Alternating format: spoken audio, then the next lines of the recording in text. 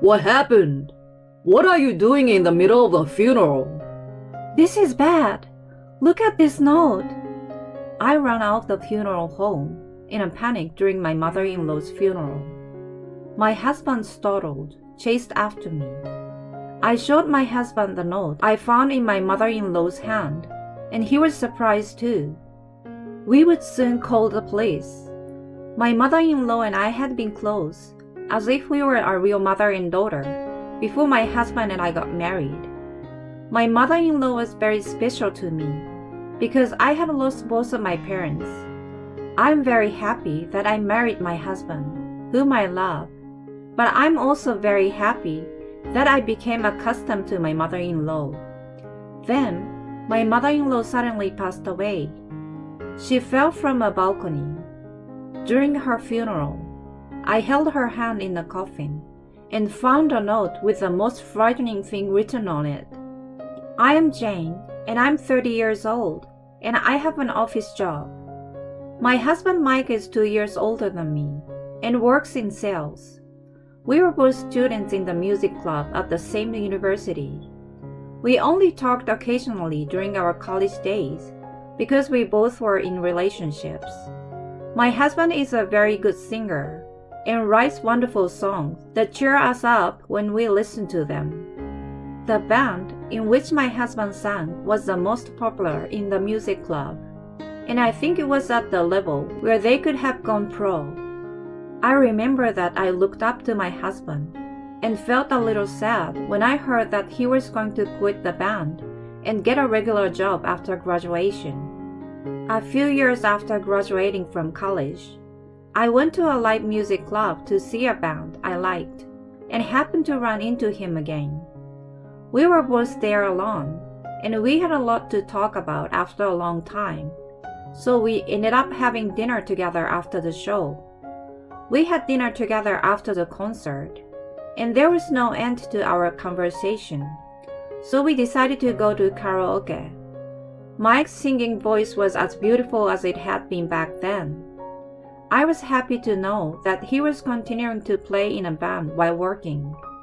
After that day, I often went to live concerts and dinners with Mike.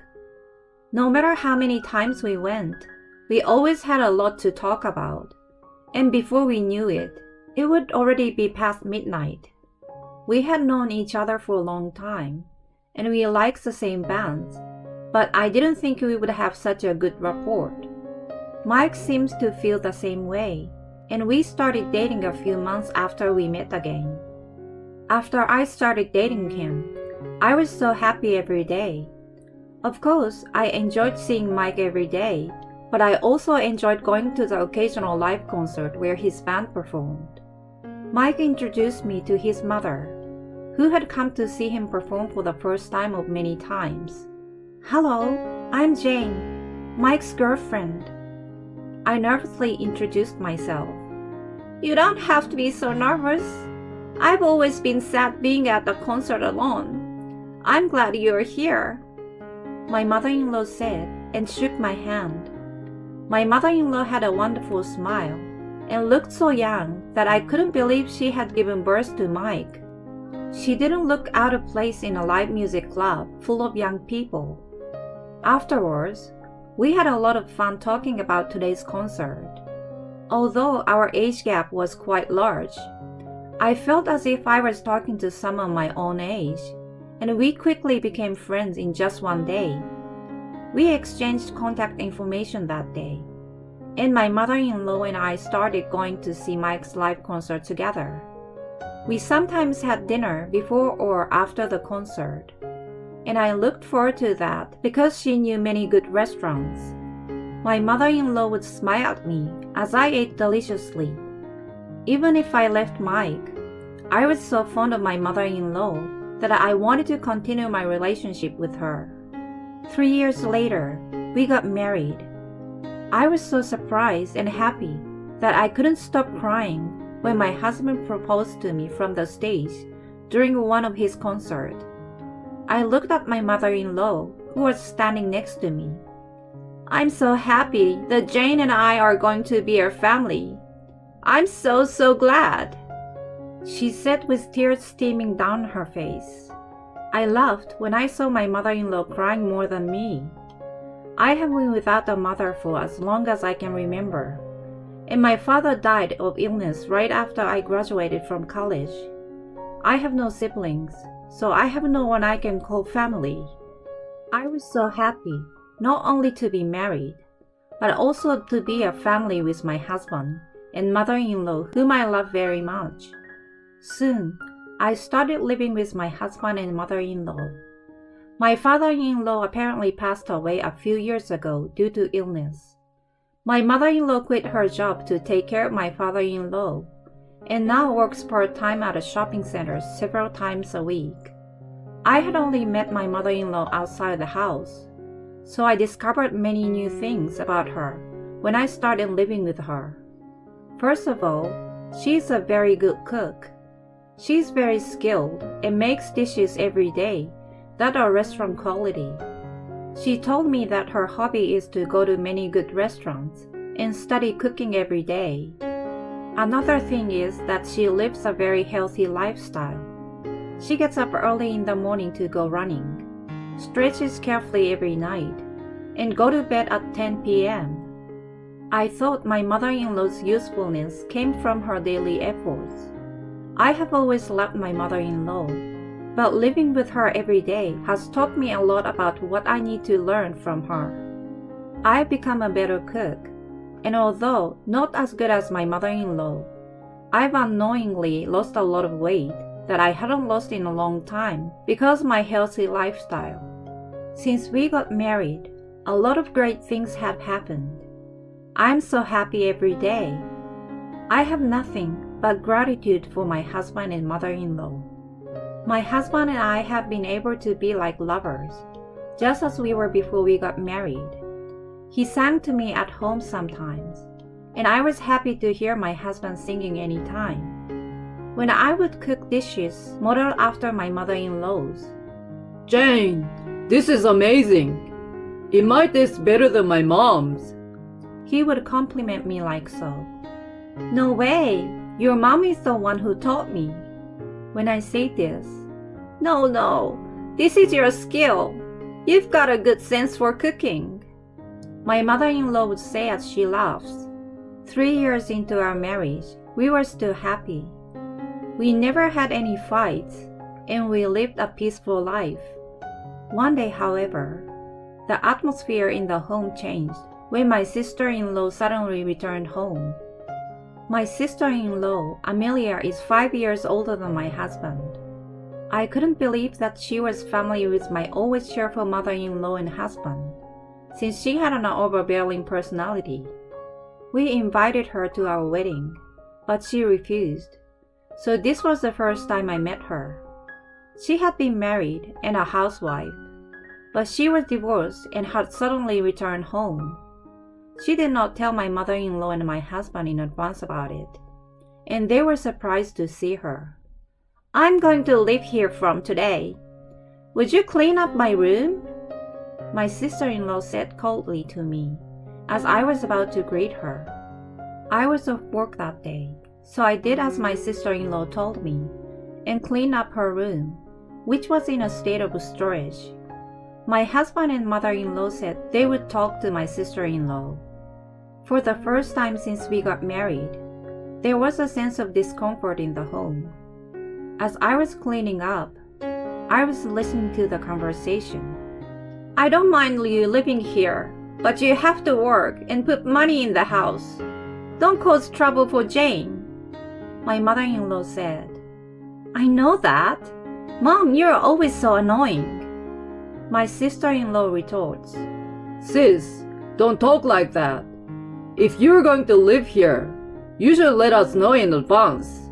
If you can keep your promises, I will have you leave, my husband said in a strong tone. Yeah, whatever. Mike, you're always on Mom's side, my sister-in-law replied. I had never seen my husband speak in such a strong tone. My mother-in-law's usual smile disappeared, and she looked doubtful. I didn't say anything after hearing this conversation, but I was worried about the days to come. After that, my life changed drastically. My sister-in-law began to give me a hard time. When I came home from work, "Hey, I'm hungry. You're a wife, right? When you come home, make dinner quickly," she would tell me before I even have time to put away my bags. When I quickly began to make dinner, my mother-in-law came home and asked me, "Jane, what's wrong? You can cook dinner once you change. Mike's not even home yet." She says this to me sounding worried. I couldn't say that Amelia told me to do this, so I was feeling troubled. "I told her to do it.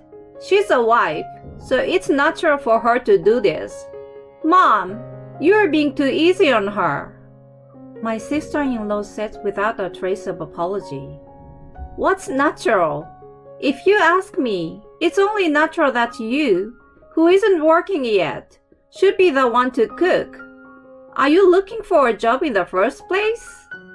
When she says this, Amelia replies, "There's no good job out there, so it can't be helped. You're always taking the wife's side rather than mine." She started talking selfishly like a child, and the two of them started arguing. I felt awkward, but I could only concentrate on making dinner in silence. My husband came home and saw my mother-in-law and sister-in-law arguing. Hey, what's going on? Amelia, did you say something selfish again?" Amelia replies, "Why is it my fault? You didn't even listen to my side of the story. In the first place, that wife of yours," and she pointed at me. "Jane is not to blame. Stop blaming others." And then the arguing continues. "I get it now. Both of you stop it. The food Jane cooked is getting cold. Let's eat dinner." And my husband calms them both down. I felt bad because I was the one who started it. I'm glad my mother-in-law is protective of me, but that makes my sister-in-law angry. I didn't know how to behave properly anymore.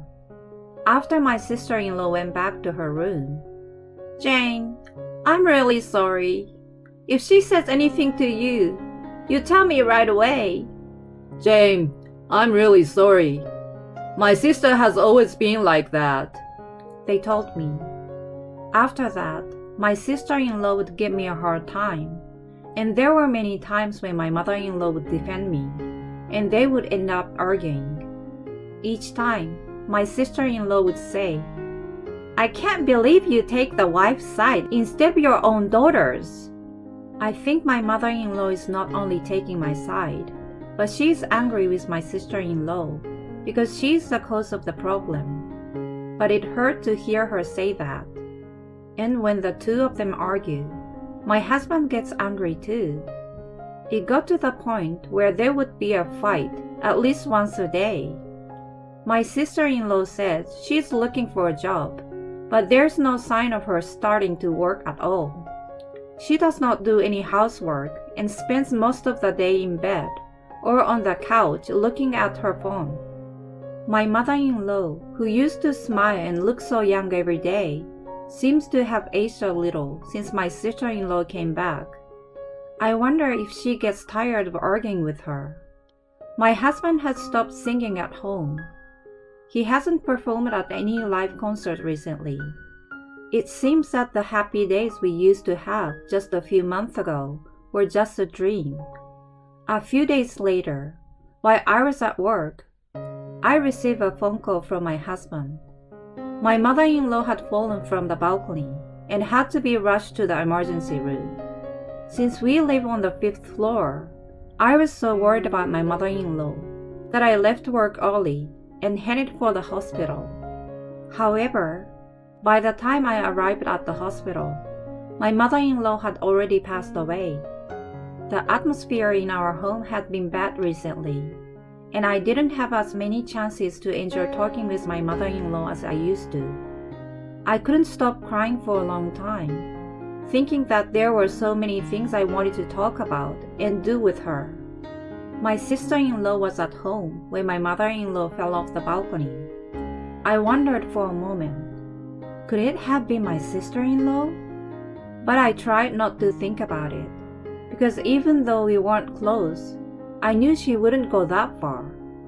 According to my sister-in-law, my mother-in-law was hanging the laundry on the balcony.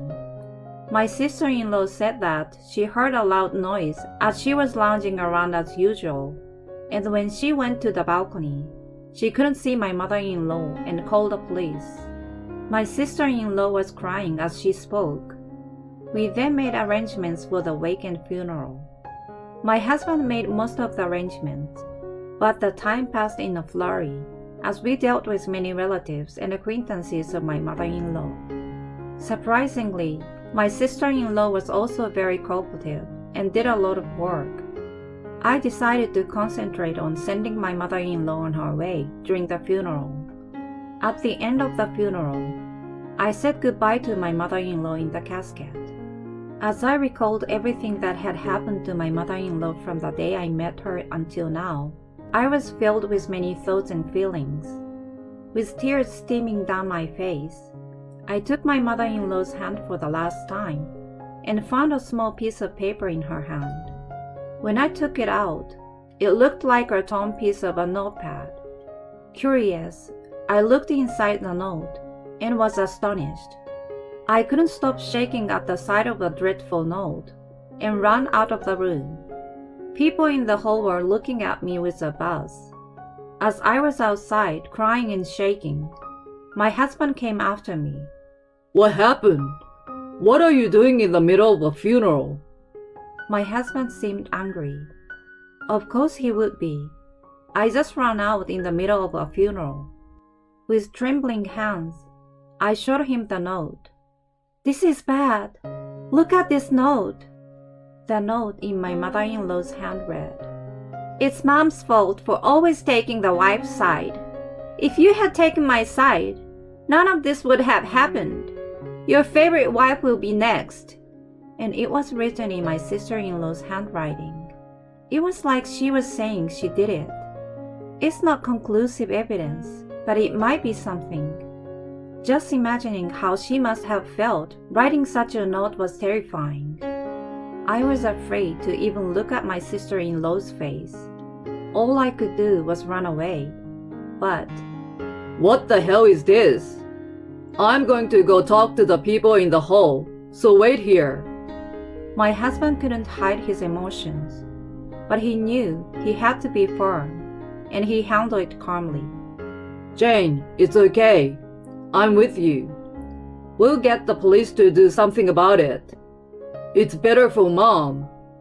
My husband said, hugging me as I trembled. My husband told the people in the hall what had happened, showed them the note, and they called the police. I waited there shaking. My sister-in-law came outside and asked me, What's going on? Don't you think it's disrespectful to my mother to be flapping around during a funeral? Why are you outside? You're insane. Then my husband said, Shut up and sit inside, he said loudly. My sister-in-law returned to the hall with a strange look on her face. I guess she didn't think we had seen her note. The attendee also looked at us strangely, but the funeral proceeded to the end, and when they finished putting my mother-in-law in the hearse, the police arrived and took my sister-in-law to the police station. My sister-in-law said, I don't understand. Why should I go to the police? What did I do? She was in a rage the whole time. My husband and I looked at her coldly as she was being taken away by the police. The people in attendance were in a state of confusion, but they went straight to the crematorium. That was the last time I saw my sister-in-law. The house was searched again, and my sister-in-law confessed to the crime, and she was arrested later that day. I heard her crying like a child at the police station, saying she hated her mother, who wouldn't take her side.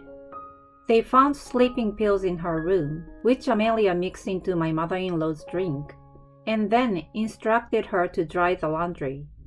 While drying the laundry, my sister-in-law apparently pushed my drowsy mother-in-law on her back. She really only meant to injure her, but she died, partly because of the concrete underneath. When I heard the police story, I was filled with fear and anger. I really can't forgive her. She's a selfish woman. I was terrified that my sister-in-law would come home until I got the call that she was under arrest.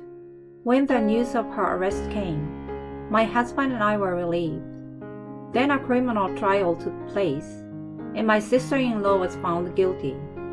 She was also thinking of rebelling against me, though the charges were more serious, and she was going to jail for more than 10 years. I really wish the charges were more serious, but it's a court decision, so I guess it's inevitable. My husband handled all the criminal trials. Now that the investigation was over, I laid my hands firmly on my mother-in-law's grave and apologized over and over in my heart. I'm still scared to this day that if I hadn't found the note then, maybe I would have been next. My husband and I told each other's company about the situation, filed the moving papers, and moved to another part of the country, so that we wouldn't have to face my sister-in-law who came out of prison one day. I don't think she will ever find out where we move. We decided to build my mother-in-law's grave in the place where we moved. We started a new life in a new place without changing our jobs.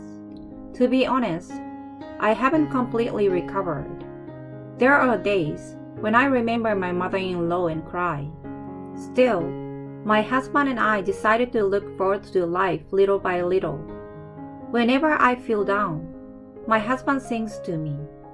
My husband happily tells me that he hopes he can form a band again in a new town. On the other hand, when my husband is down, I cook a dish that my mother-in-law taught me and eat it with him.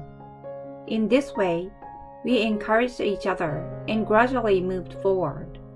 Before going to work in the morning and before going to bed at night, my husband and I always offer incense and pray at my mother-in-law's altar. When I say I'm off when I got to work, I think I hear my mother-in-law's voice. Did I just hear my mom say stay safe? Maybe my husband can hear my mother-in-law's voice too. My mother-in-law is no longer here, but she will always be someone I look up to, just as she always has been. Today, I'm cooking something she taught me how to make.